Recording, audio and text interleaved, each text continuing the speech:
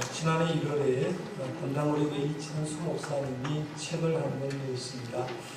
책 제목은 이번만 나를 강하게 하사라는 책 제목입니다. 오늘 말씀 28절에 있는 말씀인데요.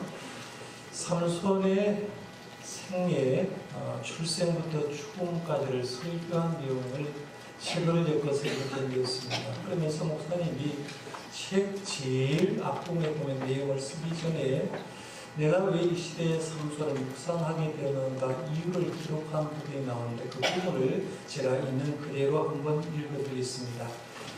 태어날 때부터 어마어마한 하나님의 기대감을 갖고 태어난 인생, 민족을 위해 쓰임받도록 하나님이 예비해 놓으신 인생, 그런가 하면 하나님이 주신 그 고귀한 은사와 사명을 사사로운 데 허비하다가 끝내버린 인생, 이것이 삼손의 삶이다. 내가 삼손이라는 인물을 살펴봐야겠다고 생각한 것은 가슴 아프게도 오늘 우리 주변에 삼손 같은 인물이 너무 많이 눈에 띄기 때문이다. 우리 자신을 냉철하게 되돌아봐야 한다. 우리를 위해 십자가 보혈을 흘려주시고 지금도 우리를 위해 중보하고 계신 주님이 이 땅의 가슴 아픈 교회의 현실을 바라보시고 탄식하실 것 같다. 하나님 우리가 사소한 것에 그 귀한 은사를 낭비하는 걸 원하지 않으신다. 나는 지금도 하나님 앞에서 더 높은 곳, 더 넓은 곳, 하나님 나라의 동서남북을 바라보며 가슴 벅찬 꿈을 꾸기 원한다 라고 하면서 내가 이 시대의 삼손을 바라보게 된 이유는 이런 이유 때문이다라고 먼저 전제를 하고 삼손의 출생부터 죽음까지를 쭉 설교한 내용을 요약했는데요. 저는 이 단락을 보면서 두 번째 단락이 마음에 와닿습니다. 내가 삼손이라는 인물을 살펴봐야겠다고 생각하는 것은 가슴 아프게도 우리 주변에 삼손과 같은 인물이 너무 많이 눈에 띄기 때문이다. 우리 자신을 냉철하게 되돌아봐야 한다라는 대목입니다. 여러분 어떻게 생각합니까? 여러분 스스로 또 여러분 주위에 있는 기독교인들 보면서 저 사람 참 삼손과 같이 살고 있다 이런 생각을 해본 적이 없습니다. 그러면 내가 그런 삶을 살고 있고 주변의 사람이 그런 삶을 살고 있다고 하면 좀 삼손을 연구해보고 냉철하게 내 신앙을 좀 돌아볼 필요가 있는데요. 오늘 제가 한 시간을 통해서 삼손 얘기를 좀 다뤄보면서 삼손 얘기 속에서 우리가 배울 것이 뭔가 하는 걸 좀 생각해 보려고 하는데요. 삼손은 태양의 사람이라는 이름의 뜻을 가지고 있습니다. 이름이 굉장히 좋은 이름이라고 볼 수가 있는데 원래 삼손의 어머니는 아이를 낳지 못하는, 임신하지 못하는 여자였습니다. 임신하지 못하는 여자에게 하나님의 사자가 나타나서 하는 말이 네 아들 낳을 거다라고 전해주면서 태어날 아이는 하나님께 바치온 나시린이 될 것이고 이스라엘을 구원할 사람이기 때문에 그 아이에게는 포도주나 독주나 부정한 것을 먹여서는 안 된다라고 얘기를 합니다. 그렇게 해서 태어난 삼손은 경건한 부모 밑에서 나신으로 잘 길러졌습니다. 삼손이 자라면서 하나님은 복을 주었고 하나님의 신에 감동되었다 했어요. 구약시대는 어떤 특정한 하나님의 사람에게 하나님의 신이 감동되었다는 표현을 하는데 그 하나님의 신이 감동된 건 구약시대의 특정한 사람에게 성령님이 임했다라는 그 얘기하는 거죠. 하나님의 신이 임했다는 말은 구약시대의 특정한 사람에게 성령님이 감동했다라고 볼 수가 있는데 감동되어서 자란 인물이 바로 삼손입니다. 그런데 삼손의 삶을 가만히 보면 느끼는 게 뭐냐면 하나님의 신 성령님이 임하셨을 때와 같고 하나님의 신 성령님을 그를 떠났을 때 그의 삶은 엄청난 차이가 많이 난다는 걸 봅니다. 그래서 우리가 집중해 보셔야 될 게 뭐냐면 삼손이라는 인물을 보면서 하나님의 신이 임했을 때는 이런 일을 했던 사람이 하나님의 신이 떠나니까 이런 사람으로 바뀌는 거라고 한번 생각해 보면서 내가 그걸 알아야 내가 지금 성령 충만을 위해서 왜 기도해야 되는지 왜 내가 성령 충만을 회복해야 되는지 한번 생각해 보려고 하는데 그러면 삼손의 삼손에게 일어난 몇 가지 사역들을 좀 생각하면서 성령의 관점을 한번 봐보겠습니다. 먼저 삼손은 마하네단에서 하나님의 영이 삼손을 움직이기 시작했다고 얘기합니다.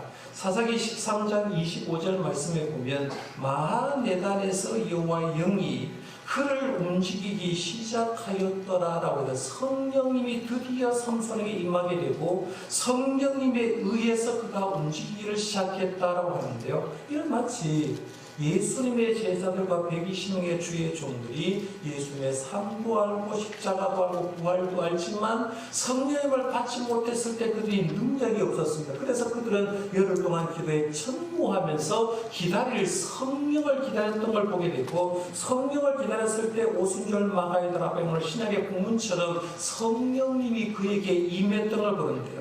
오순절 임하신 성령 하나님은 세 가지 방면으로 임했다고 제가 지난번에 말씀드린 적이 있습니다. 오순절 임하신 성령 하나님은 첫 번째로 청각적 현상으로 성령님이 임했다고 했어요.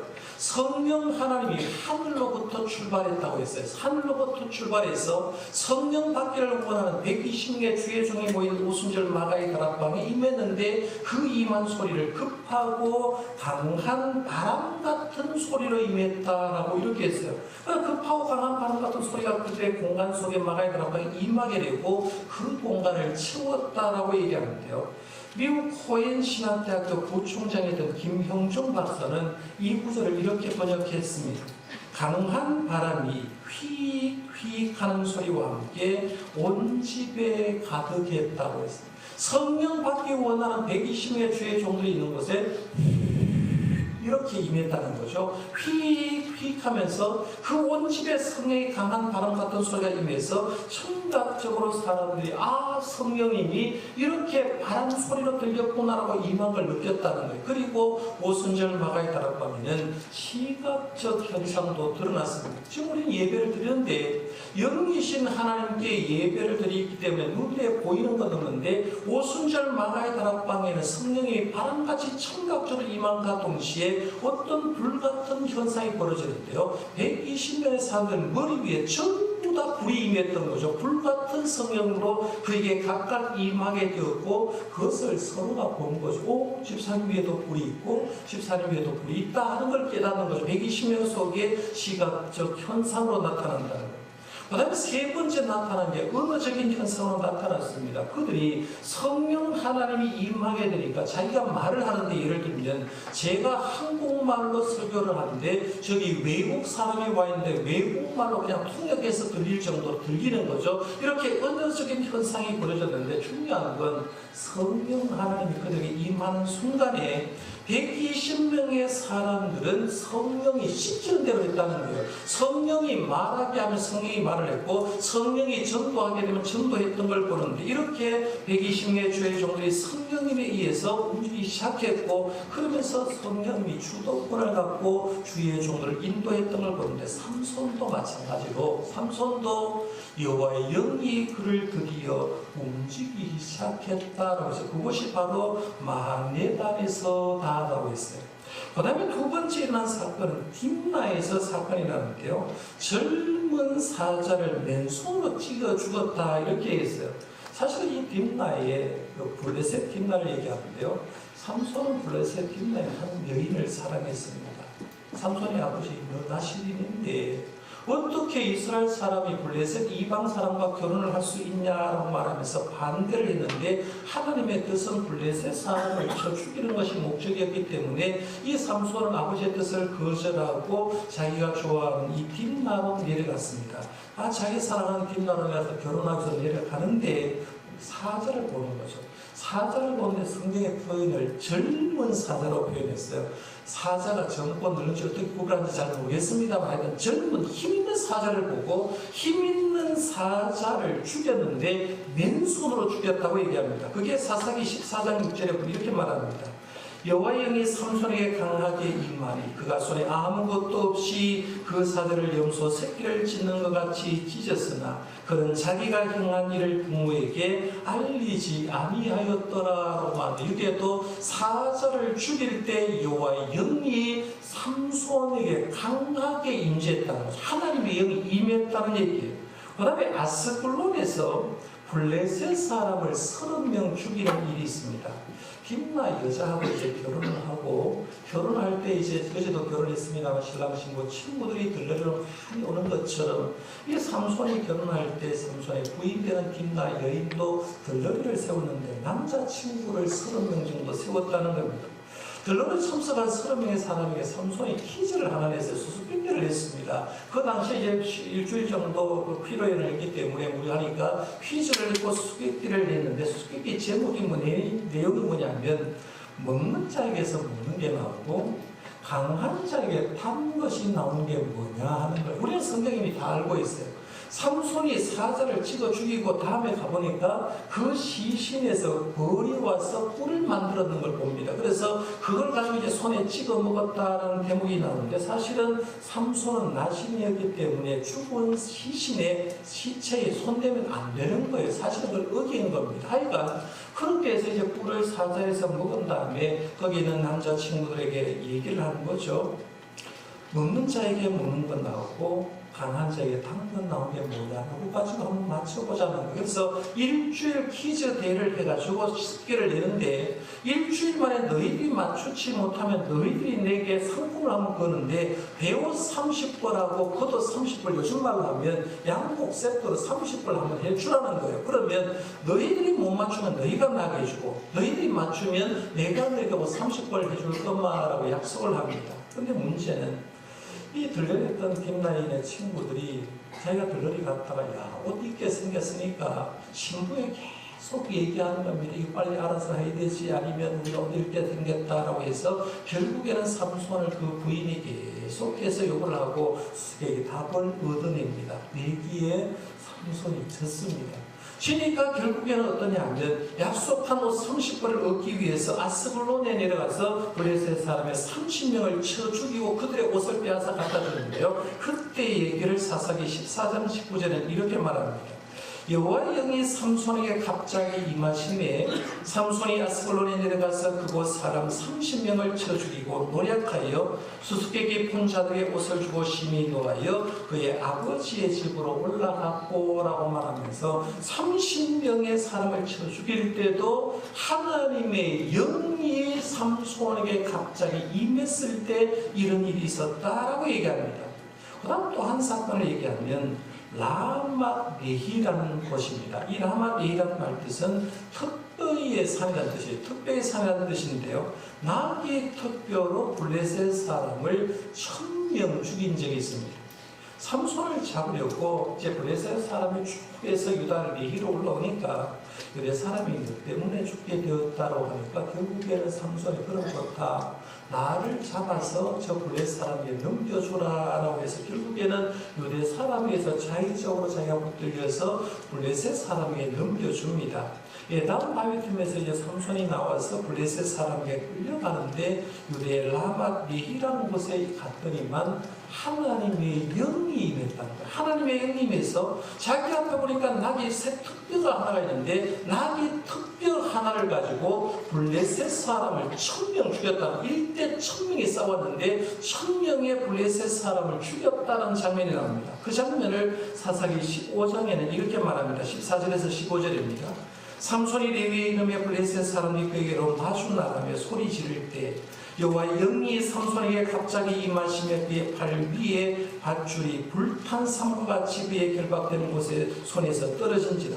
삼손이 나귀의 새 특별을 보고 손을 내밀어 짚어들고 그것으로 1000명을 죽이고 있습니다. 1대 1000명의 싸움이 삼손이 승리하는데, 그때도 하나님의 영이 삼손에게 갑자기 임하셨다라고 얘기를 합니다. 보십시오. 마네단에서 하나님의 영이 임하고 지배를 하기 시작합니다. 블레셋 dimna에서, 블레셋 아스글론에서, 그리고 유다 라마테이에서 놀라운 역사를 베풀었는데, 그 놀라운 역사의 힘이 어디서 나왔냐 하면 하나님의 영에서 나왔다는 거죠. 성령님이 임하셨기 때문에 이런 역사가 일어났다라고 얘기합니다. 문제가 하나 있는데요. 문제는 삼손이 그걸 몰랐다는 거죠. 내가 일을 베푸는데, 역사를 베푸는데 내 힘이 하나님으로부터 나온다는 사실을 망각했다는 거예요. 그 망각한 게 어떤 사건에서 통하냐면 삼손하면 이어붙는 여자 하나가 있죠. 누구예요? 삼손과 드릴라라고 해요. 아직 드릴라 얘기는 안 했습니다. 사실은 삼손은 딥나 여자한테 시큰 뒤인 사람입니다. 그렇죠? 여자한테 뒤인 사람인데 또 이 소래골짜기에 살고 있던 드릴라는 여자한테 빠진 거예요.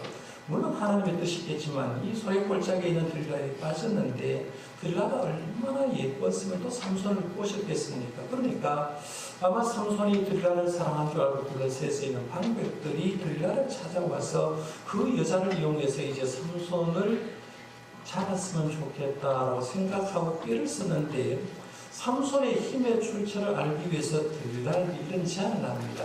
네가 삼손의 힘이 나오는 걸 알면 우리가 은 1,100개를 준다라고 했어요. 그리고 방백당 은 1,100개를 줄 거니까 당시에는 블레셋에 5개 나라가 있고 5개 도시가 있었기 때문에 5개 도시의 족장들이 다 주면 총 5,500개의 은을 준다는 거예요. 5,500개의 은을 주는데 당시에 은 한 개가 노동자 4사람의 하루 봉사비였거든요. 그거 제가 계산을 해봤습니다. 계산을 해보니까 요즘에는 월급을 한 300만 원 정도, 일당이 10만 원 정도 이런 사람하고 계산해보니까 얼마 정도가 나오냐면 22억 정도가 나옵니다. 22억.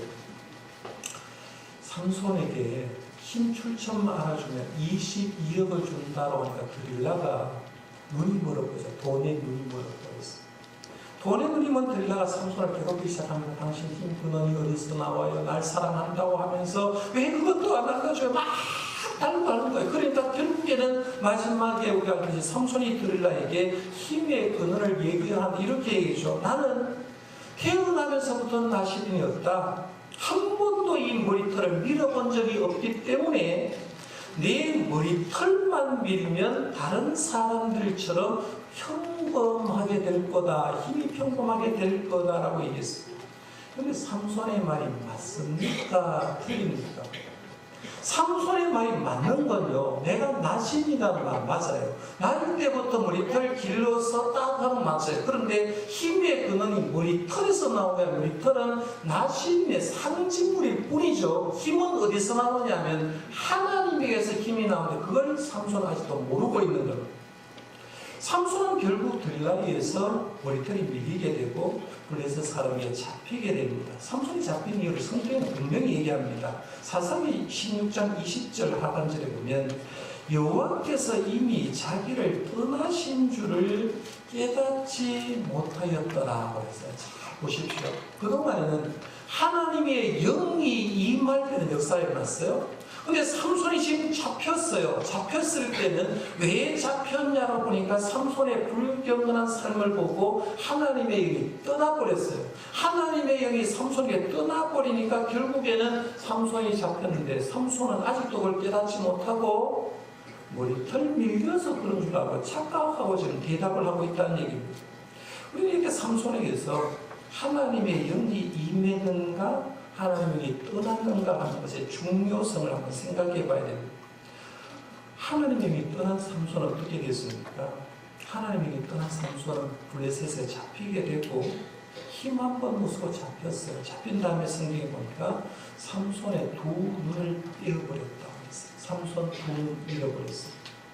놋줄로 매여서 가사까지 내려가게 되고 옥에 갇히는데 옛날에 연자맷돌을 소가 돌렸지 않습니까? 우리 한국에도. 그런데 연자맷돌을 돌리는데 누가 돌리느냐 하면 삼손이 맷돌을 돌리고 있다라고 했습니다. 하나님의 사람 삼손이 하나님의 영이 떠나자 블레셋 사람의 웃음거리가 되고 가장 천한 사람이 맷돌을 그 시대에 돌렸는데 가장 천한 사람이 하는 맷돌 돌리는 일을 삼손이 하게 된 거죠. 이걸 한마디로 말하면 삼손은 하늘에서 바다로 떨어져 버린 거죠. 하늘의 삶을 살다가 바다로 추락됐습니다. 두 눈 잃고 맷돌 돌리는 삼손은 무엇을 생각하면서 하루를 보냈을까요? 자기 출생 생각해 봤을 겁니다. 난 나시 있는데 하나님의 영이 내게 임했을 때 하나님은 나는 이렇게 일을 했는데, 하나님은 나에게 사명 주었는데 내 사명은 블레셋 사람의 손에서 이스라엘 구원하는 게 내 사명인데 생각하면서 자기가 그동안 살았던 삶을 회상하면서 나 왜 사명을 잃어버리고 살았는가, 내가 왜 엉뚱한 짓을 하면서 여자에 빠져 살았던가 생각하면서 철저하게 회개하는 시간을 가졌을 겁니다. 회개하는 삼손에게 떠났던 성령님은 임하기 시작하는데 사사기 16장 22절에 보면 그 표현을 이렇게 말합니다. 그의 머리털이 밀린 후에 다시 자라기 시작한다. 이건 머리털이 자라는 게 아니라 나실인으로 다시 회복되었다는 이런 얘기예요. 사명자로 다시 회복되었다는 그 표현을 이렇게 얘기하는데요. 그 일이 있은 다음에 오늘 본문의 내용이 기록되어 있는 겁니다. 오늘 본문의 내용은 한마디로 말하면 삼손의 죽음 얘기입니다. 죽을 때 얘기인데요. 삼손을 잡은 블레셋 사람들은 자신들이 믿고 있는 다곤 신에게 큰 제사를 드릴 때 삼손을 데리고 와서 조롱하려고 생각을 했습니다. 다곤 신의 위대함을 보여주면서 하나님을 믿던 삼손이 얼마나 불쌍한 존재인지 공개적으로 하기 위해서 삼손을 불렀습니다. 엄청난 사람들이 모이고 엄청난 사람이 있는 가운데 삼손을 불러냈고, 삼손은 자기를 데리고 온 사람에게 이 신전을 떠받드는 핵심적인 도기둥의 날 좀 세워달라고 부탁을 합니다. 그리고 삼손은 도기둥이 있는 곳에 거기서 기둥을 껴안는 채 하나님께 기도를 합니다. 이런 기도였어요. 28절 보십시오. 이게 기도문입니다. 같이 한번 읽어볼까요? 시작. 삼손이 여호와께 부르짖어 이르되 주 여호와여 구하옵나니 나를 생각하옵소서. 하나님이여 구하옵나니 이곳만 나를 강하게 하사 나의 두 눈을 뺀 블레셋 사람에게 원수를 단번에 갚게 하옵소서 하고 아멘. 짧은 이 기도지만요, 이 한 기도로 통해서 삼손이 다시 신앙이 회복되었다는 걸 알 수가 있습니다. 기도하는데 온전한 회복된 가운데 기도를 하는데 두 가지 기도 좀 한번 보십시오. 첫 번째는 나를 생각하옵소서라고 했어요. 두 번째는 이번만 나를 좀 강하게 해달라고 이렇게 기도합니다. 이 표현은 하나님의 절대 주권을 인정하는 말입니다. 그런데 삼손 얘기를 보면서요, 삼손이 나갈 때 기도했던 흔적들을 찾아보셨습니까? 삼손이 하나님께 무릎 꿇고 기도했다는 표현은 나오지를 않습니다. 잘 나갈 때 기도하지 않았다는 얘기입니다. 왜냐하면 자기는 잘 나갈 때 기도하지 않아도 하나님은 임하니까 잘 되는 줄 알았다는 얘기죠. 모든 힘의 근원 머리털이 나온 줄 알았기 때문에 하나님 없이도, 하나님의 절대 주권 없이도 잘 된 줄 알았다는 얘기입니다. 그런데 그가 맷돌을 돌리면서 그런 생각한 것, 내 힘은 내 힘에서 나온 게 아니라 하나님의 절대 주권에서 나온다고 생각하고 드디어 기도를 하는데 이렇게 기도합니다. 하나님, 나를 생각 좀 해주십시오. 예수님이 겟세마네 동산에서 기도하시고 십자가에 달리셨을 때 우편 강도가 예수님의 본질을 알아보고 예수님께 기도한 내용, 이 내용 아닙니까? 예수여, 당신의 나라에 임하실 때에 나를 기억하소서라고 했잖아요. 우편 강도가 예수님께 나를 기억하소서라고 했듯이 삼손도 하나님께 하나님, 나를 좀 생각해 달라고 이렇게 기도하고 있어요. 두 번째는 이번만 나를 강하게 하사라고 하는데 이것도 대단한 기도입니다. 이 기도는 30절 말씀에 나오는 삼손의 말과 연관시켜야 제대로 이해가 가는데요. 30절에 보면 삼손이 이르되 블레셋 사람과 함께 죽기를 원하노라고 했어요. 이 말을 종합해보면 이런 겁니다. 이번만 나를 강하게 하사라는 기도는 옛날처럼 괴력을 행하거나 과거에 그의 힘이 있을 대로 복귀시켜달라는 그런 얘기 아니라 이 기도는 이런 기도입니다. 하나님, 사명 따라 살다가 사명 따라 잘 죽게 해달라. 나 이제 마지막으로 내 사명은 뭐냐면 블레셋 사람에서 이스라엘 구원해내는 게 내가 받은 사명인데 이 사명 감당하다가 죽게 해주셨기 때문에 이번만 나를 좀 강하게 해주십시오라고 기도했어요. 그 기도를 한 다음에 하나님 응답을 해주셨어요. 하나님 힘을 주니까 자기가 지탱하고 있는 그 기둥을 밀었을 때 그 기둥을 밀었는데 성경 말씀을 보면 살았을 때 죽인 자보다 죽을 때 블레셋 사람을 죽인 사람이 훨씬 더 많았다라는 얘기입니다. 삼손 보면서 이렇게 한번 보십시오. 하나님의 영이 임함으로 놀라운 일을 했던 삼손, 반대로 하나님의 영이 떠남으로 블레셋 사람들에게 수치가 되었던 삼손, 다시 하나님의 영이 임함으로 사명을 감당한 삼손을 보면서 여러분 뭡니까? 2019년 판 삼손이 어쩌면 내가 될 수도 있구나 이런 생각을 해보지 않습니까? 성령 좀 충만하면 기도하고, 성령 충만하면 주님 기뻐하는 일 하다가, 시간이 있어 은혜 좀 떨어지면 세상처럼 그냥 사는 거죠. 기쁨이 있어도 그냥 살아요. 다시 성령 충만하면 또 주의 일을 하다가 은혜 떨어지면 언제 내가 은혜가 있었던 사람처럼 또 바닥에 침체된 그런 삶을 사는 우리를 바라보면서 아 그렇구나, 2019년 판 삼손은 내구나라고 생각하면서 냉철하게 내 자신을 한번 돌아볼 필요가 있다는 거예요. 오늘 성도 가운데 그렇지 않은 성도가 있어서 제가 소개를 좀 해보려고 하는데요. 지금 극장가에 기독교 영화가 두 가지가 나오는데, 하나가 교회 오빠라는 영화가 나오고 있습니다. 그냥 메인 예고편 한 천원만 하면 되는데 보고 제가 설명을 해드리겠습니다.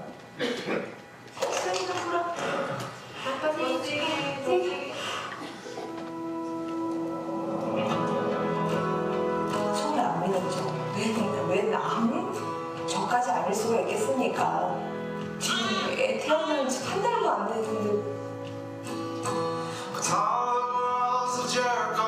암 자체는 축복은 아니지만 우리가 질병을 만나서 우리의 삶이 이렇게 이어지고 있다는 게 얼마나 큰 기적이고 하나님의 은혜인지 깨달았잖아요. 무수가 샀다, 제 말이다라는 얘기를 들었을 때, 아 이제 정말 남편 교회 주가 될 때가 온 건가? 그런 생각도 들고, 제가 할 수 있는 건 주님께 매달려 기도하는 것 뿐이었습니다. 주님, 제가 너무 아픕니다.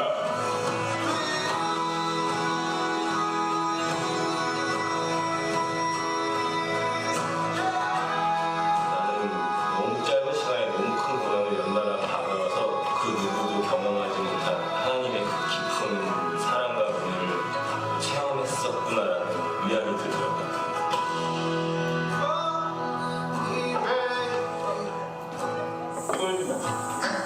저희 간증들이 영원하신 주님의 사랑으로 기억되기를 간절히 바랍니다.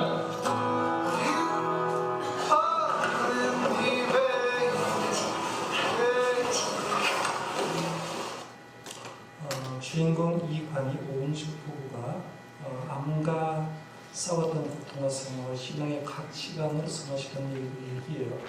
이게 2017년 12월 22일에 KBS 스페셜 알미란 그 프로에 2부작으로 나왔던 얘기를 같은 이름으로 극장용으로 제작을 해서 이제 제작돼서 지금 또 방영되고 있습니다.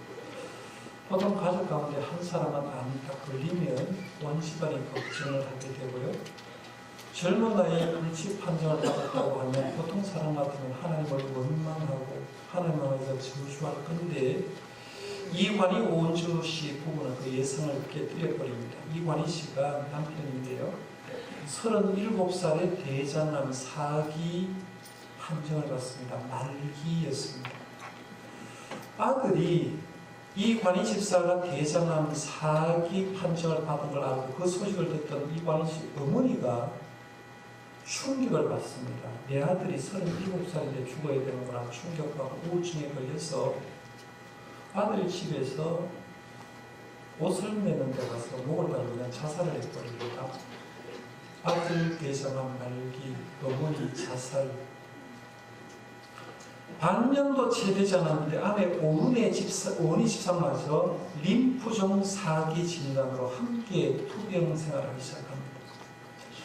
영화를 만든 사람은 이호경 감독이라는 분인데, 이 사람 예수 안 믿는 사람이에요. 하나님을 안 믿는 사람이 이 영화를 만들었다는데 굉장히 의미가 있는데, 하나님을 안 믿는 사람이었던 이관희 집사님을 보면서 구약성경의 욥과 이관희 집사님을 개조해서 막 성경 말씀을 인용하면서 이렇게 진행해 나갑니다. 여러분 알듯이 해피엔딩으로 끝납니다. 갑절의 복을 받고 자녀의 복을 받았는데 이관희 집사님은 40세에 결국 병이 재발되어서 하나님께 부름받았는데요. 부름받으면서 보여주는 게 뭐냐, 나는 병투병생활한 3년 어간 동안 훨씬 더 하나님과는 은혜를 받았다고 하면서 죽음을 신앙으로 받아들이는 그런 장면을 통해서 우리의 신앙을 깨게 하는 영화가 바로 이 영화인 걸 보게 되는데요. 말기암과 죽음을 믿음으로 승화시켜 그 순간에도 예수님을 담대하게 생각하고 끊임없이 주님을 생각하는데 답이 뭘까라고 생각해보면 저는 답을 하나를 찾았어요. 이관희 오은주 씨 부부는 남편은 이미 세상 사람이 아닌 세상을 떠났어요. 부인은 5살 아이하고 지금 살아가고 있는데 이들은 성령님 안에서 충만하니까, 성령이 내주하니까 죽음을 믿음으로 받아들이면서 거기도 하나님을 찬양하고 거기도 하나님을 간증하면서 이 죽음마저도 하나님 주신 것이라고 생각하면서 수용하는 걸 보면서 성령 충만하니까 끊임없이 말씀 묵상하고 끊임없이 큐티하고 끊임없이 찬양하고 하나님께 영광 돌린 그 모습을 보면서 성령 충만이 죽음 앞에서도 이렇게 중요하구나, 이런 생각을 해봤습니다. 여러분, 오늘 성령 강림 주일입니다. 2000년 전에 마가의 다락방에 성령이 오셨다는 것 굉장히 중요한 얘기입니다. 성령이 오셨기 때문에 교회가 형성되는데 굉장히 중요한 얘기지만 더 중요한 것은 내가 살아갈 힘을 어디서 찾느냐는 것, 내가 살아갈 목적을 어디서 찾느냐, 이게 더 중요합니다. 우리가 내가 살아갈 삶의 목적, 내 살아갈 힘을 성령 하나님에게서 찾기를 바랍니다. 하나님 없는 삶은 아무런 문제가 없다는, 의미가 없다는 것. 이 창수 목사님이 제가 소비에 얘기한 것처럼 우리 모두가 태어날 때부터 어마어마한 하나님의 기대를 받고 태어난 인생인데, 민족을 위해서 쓰임받도록 하나님이 예비내오신 인생인데 우리는 그것을 망각한 채 삼손처럼 방탕한 길로 가고 자기 마음대로 살 때가 굉장히 많다는 겁니다. 이제 우리는 성령님이 내게 뭘 요구하시는지를 한번 물어보고요, 성령 충만한 삶으로 회복하시기를 바랍니다. 그래서 성령님이 내 속에 들어올 때야 죽음 앞에서도 담대하게 하나님의 삶으로 살아갈 수 있는 줄 믿고요, 성령 충만을 회복하고 하나님의 사는 목적을 이루는 저와 여러분들 되시기를 바랍니다.